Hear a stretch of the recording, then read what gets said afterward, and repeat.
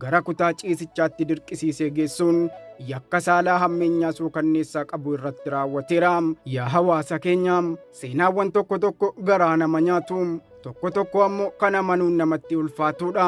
Addunyaa kana irratti gochi hammeenyaa hedduun raawwatamuyyuu kan hin har'a isiniif dhiyeessu garuu onnee nama cabsaa, dhiiga nama danfisiisaa, abbaan ilmoo dhalcheef bu'uura jireenyaa fi gaachana deeggarsaa ta'uufi osoo qabu gaachanummaa isaa lafatti gatuun intala isaa kan taate irratti yakka saalaa suukanneessaa raawwateera.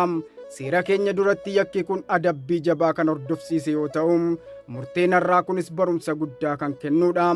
Miidhamtuun Haannaa Girmaa jedhamtu barattuu kutaa salgaffaa deeggarsaa fi abdii jireenyaa eeggachaa jirtu yoo taatu, abbaan ishee Inspeektar Girmaa Geetaachoo jedhamu yakka saalaa dhiifama hin qabne kanaan himatamuun isaanii yaadatama. Gochi nama rifachiisuu fi aadaa keenyaan ala ta'e kun kan raawwatame aanaa Abbayyaa Lixaa ganda Birbir Torbaa keessattidha.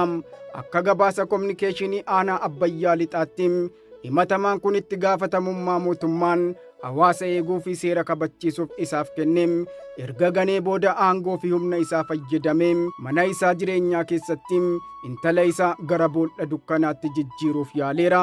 Haaluma kanaan galgala naannoo sa'aatii 2tti doorsisa ulfaataa fi doorsisa kanaan dura hin baratamneen intala isaa gara kutaa ciisichaatti dirqisiisee geessuun yakka saalaa hammeenyaa suukanneessaa qabu irratti raawwateera.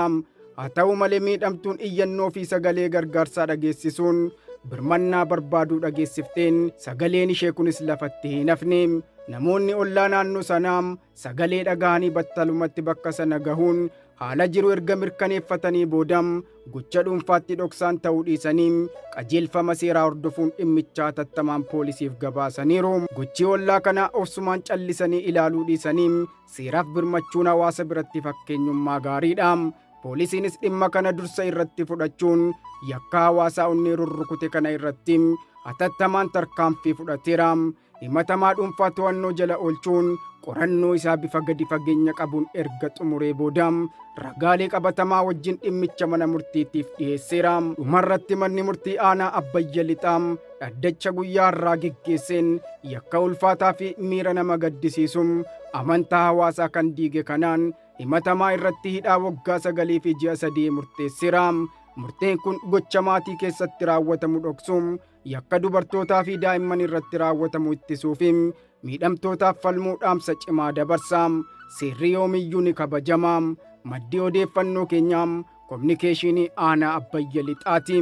Isinoo murteen kun ni xiqqaata jettu moo hin baay'ate jettu? Yaada keessan naaf qooduu hin dagatinaa. Ani Abdussalaa Maraarsaan ture. Nagaa naaf ta'a.